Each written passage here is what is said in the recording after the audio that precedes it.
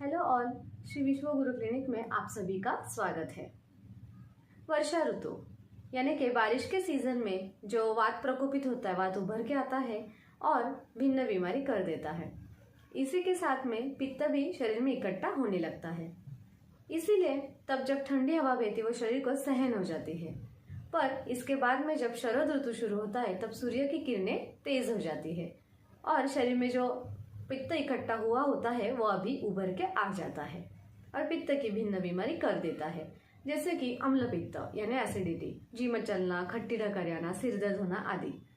त्वचा विकार यानी स्किन डिसीजेस जैसे कि सोराइसिस, खाज खुजली आना, या फिर शीत पित्त यानी अर्टिकेरिया, स्किन पे जो फफोले आते हैं वो, ये सारी पित्त की तकलीफें अभी उभरी हुई दिखाई देती है। एक ऋतु खत्म होने के अंत के 7 दिन और अगला ऋतु शुरू होने के शुरुआत के 7 दिन, इस कालावधि को आयुर्वेद में ऋतु संधिकाल कहा गया है।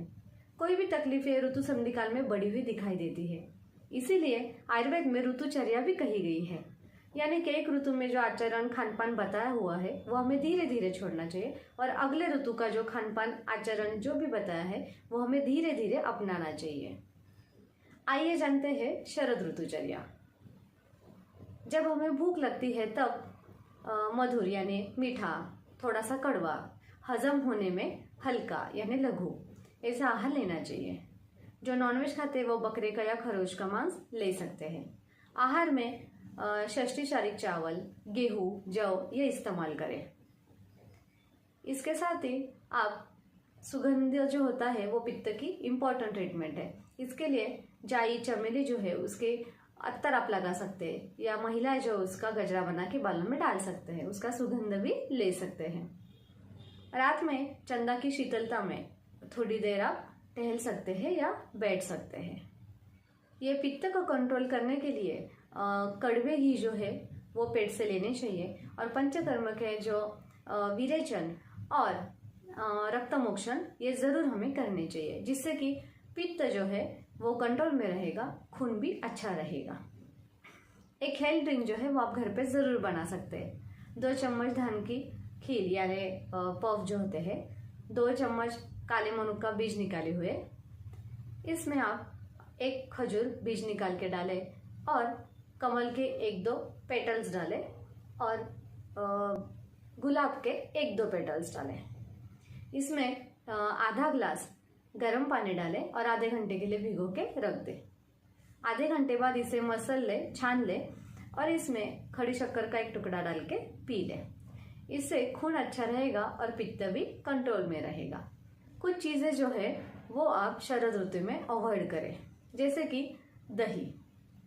इसके साथ ही ज्यादा नमकीन या बेकरी प्रोडक्ट्स लेना, खट्टा जो होता है वो अवॉइड करना चाहिए। रात में लेट ना सोए। सामने से एकदम अगर हवा, कोई तेज हवा आती है तो वो नहीं लेनी चाहिए। धूप में ना जाए। जो नॉनवेज खाते हैं उन्होंने फिश यानी मछली जो है वो अवॉइड करनी चाहिए। इन सारी चीजों से खून जो है वो खराब हो जाता है, पित्त भी उभर के आ जाता है। दिन में सूरज की किरणों से तपा हुआ और रात में चंदा की शीतलता से ठंडा हुआ और इस पे जो काल का जो असर हो जाता है, इसके साथ ही जो अगस्ती जो तारा है उसका उदय इस पीरियड में हो जाता है, जिससे कि पानी जो है वो निर्विष हो जाता है यानी कि साफ हो जाता है। इसे आयुर्वेद में हंसोदक कहा गया है। ये जो हंसोदक है वो अमृत के समान कहा गया है, जो पीने के लिए, नहाने के लिए बहुत ही अच्छा होता है। चीजें जो है वो आप डेली जरूर फॉलो कर सकते हैं। हर रोज अभ्यंग करें यानी कि बदन को मेडिकेटेड ऑयल लगाए, जैसे कि बिल्व तेल आप इस्तेमाल कर सकते हैं, जिससे पित्त जो है वो कम हो जाता है। इसके साथ ही आहार में सुबह और दोपहर में 1-1 चम्मच गुलकंद जरूर लें। ऐसे और इन्फॉर्मेटिव वीडियोस के लिए हमारे चैनल को सब्सक्राइब करें। अगर आपको ये वीडियो अच्छा लगा हो तो लाइक करें और शेयर करें। Ayurveda for all.